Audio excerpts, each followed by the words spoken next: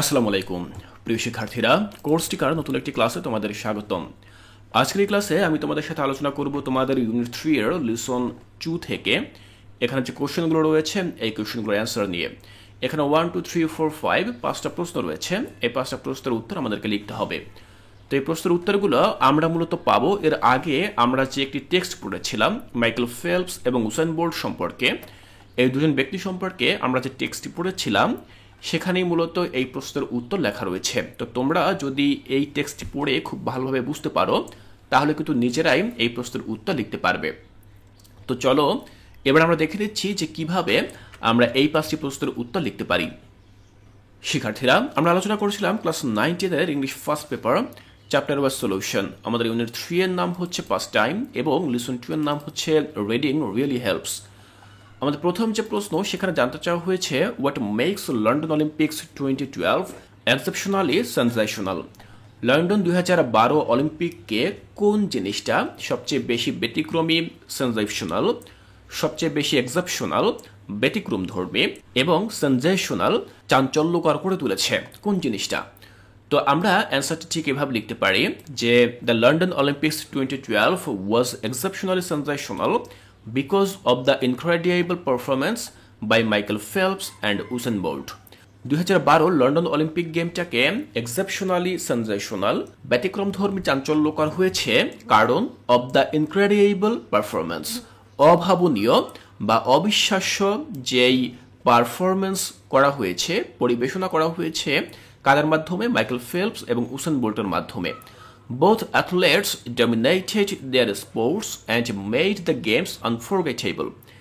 এই যে উভয় ব্যক্তি, both athletes উভয় ক্রীড়াবিদ, এখানে অ্যাথলেটস বলতে বোঝানো হয়েছে ক্রীড়াবিদ বা খেলোয়াড়। তো উভয় খেলোয়াড় তারা তাদের নিজেদের যে স্পোর্টস রয়েছে, নিজেদের যে খেলা রয়েছে সেখানে ডমিনেট করেছে বা প্রভাব বিস্তার করেছে এবং এর মধ্য দিয়ে এই খেলাটাকে তারা আনফরগেটেবল বা অবিস্মরণীয় করে তুলেছে। তাহলে আমরা প্রথম প্রশ্নের উত্তরটি এভাবে লিখলাম। দ্বিতীয় প্রশ্নে জানতে চাওয়া হয়েছে how are Phelps and Bolt brilliantly similar and different. কিভাবে এই ফেলপস, মাইকেল ফেলপস এবং উসাইন বোল্ট তারা উজ্জ্বলভাবে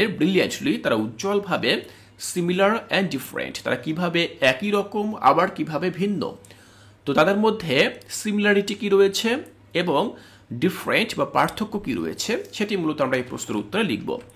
দেখো আমি লিখেছি Phelps and Bolt are similar, তারা দুজনেই সিমিলার এক, because both are the highest stars in their sports, তাদের খেলায় সবচেয়ে বড় স্টার বা তারকা। Swimming for Phelps and sprinting for Bolt, যার মধ্যে ফেলপস তার খেলা হচ্ছে সুইমিং বা সাঁতার, অপরদিকে স্প্রিন্টিং হচ্ছে বোল্টের খেলা। স্প্রিন্টিং বলতে বোঝানো হয় মূলত দৌড় প্রতিযোগিতা, সেটি হচ্ছে উসাইন বোল্টের খেলা। They also both made history in 2012 Olympics. তারা দুজনেই 2012 সালে লন্ডন অলিম্পিক্সে হিস্টোরি তৈরি করেছে বা ইতিহাস তৈরি করেছে। However, they are different in their events. যাই হোক, তারা দুজনে আবার ডিফারেন্ট, তাদের মধ্যে ভিন্নতা রয়েছে তাদের ইভেন্টসগুলোতে। Phelps is a swimmer, Phelps হচ্ছেন একজন সুইমার সাঁতারু, while Bolt is a sprinter, এবং বোল্ট হচ্ছেন একজন স্প্রিন্টার বা দৌড় খেলোয়াড়। Phelps won medals in 7 events. দেখো বলা হয়েছে ফেলপস তিনি 7টা ইভেন্টে মেডেল জয় করেছেন। And Bolt won 6 gold in 6 finals, এবং বোল্ট তিনি 6টা ফাইনালে 6টা গোল্ড বা স্বর্ণ জিতেছেন। আমরা এভাবে 2 নম্বর প্রশ্নের উত্তরটি লিখতে পারি। এবার দেখো 3 নম্বর জানতে চাওয়া হয়েছে যে between this two Olympian who has backed the highest honour within the same time frame.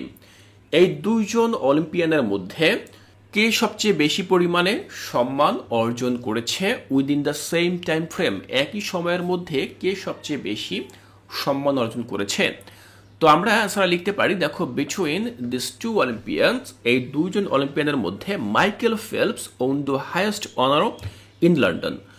Michael Phelps তিনি লন্ডনে সবচেয়ে বেশি সম্মান জয় করেছেন with 4 gold medals and 2 silver medals, যার মধ্যে 4টি গোল্ড মেডেল ছিল এবং 2টি ছিল সিলভার মেডেল।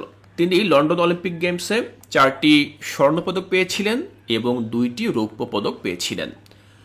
এবার 4 নম্বর প্রশ্ন জানতে চাওয়া হয়েছে যে what is a special in Bolt so far. তাহলে বোল্টের ক্ষেত্রে সবচেয়ে বিশেষত্ব কোন জিনিসটা, বা তিনি কোন ক্ষেত্রে বিশেষ।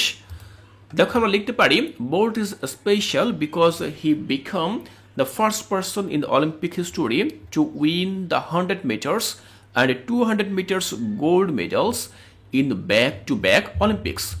দেখো বোল্টের ক্ষেত্রে সবচেয়ে বিশেষায়িত যে বিষয়টি সেটি হচ্ছে তিনি প্রথম ব্যক্তি যিনি কিনা অলিম্পিকের ইতিহাসে 100 মিটার দৌড়ে এবং 200 মিটার দৌড়ে তিনি ব্যাক টু ব্যাক মানে পরপর 2বার তিনি স্বর্ণ পদক লাভ করেছেন বা গোল্ড মেডেল লাভ করেছেন।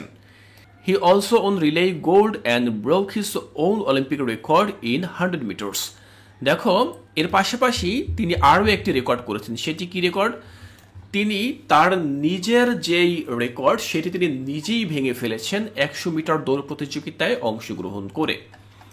তো এটি হচ্ছে মূলত তার বিশেষত্ব। 4 নম্বর প্রশ্নের উত্তরটা আমরা এভাবে লিখলাম। এবার দেখো 5 জানতে চাওয়া হয়েছে how does Bolt evaluate himself. কিভাবে বোল্ট নিজেকে ইভালুয়েট করেন বা নিজেকে তিনি মূল্যায়ন করেন। উসেন বোল্ট তিনি নিজেকে কি ভাবেন বা কিভাবে তিনি নিজেকে মূল্যায়ন করেন। তো দেখো অ্যান্সার আমরা লিখতে পারি Bolt evaluates himself as a legend. Bolt তিনি নিজেকে একজন লিজেন্ড বা কিংবদন্তি হিসেবে মূল্যায়ন করেন। He believes he has proven himself to be the greatest in his field, making history with his performance in the Olympic. তিনি এটা বিশ্বাস করেন যে তিনি নিজেকে প্রমাণ করেছেন তার খেলায় সবচেয়ে সেরা। তিনি ইতিহাস তৈরি করেছেন উইথ হিজ পারফরমেন্স, তার যে পরিবেশনা সেই পরিবেশনা দিয়ে, অর্থাৎ অলিম্পিকে তিনি তার নিজের যে পারফরমেন্স সবচেয়ে সেরা পারফরমেন্স দিয়ে তিনি ইতিহাস তৈরি করেছেন এবং প্রমাণ করেছেন এই খেলায় তিনি হচ্ছেন সবচেয়ে বেশি সেরা। তাহলে শিক্ষার্থীরা ঠিক এভাবে আমরা 5 নম্বর প্রশ্নের উত্তরে লিখলাম।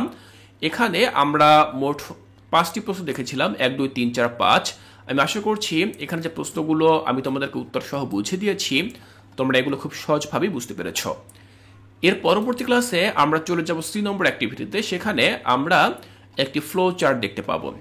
এই ফ্লো চার্টটি কিভাবে তোমরা সমাধান করবে তা আমি এর পরবর্তী ক্লাসে তোমাদেরকে বুঝিয়ে দেব।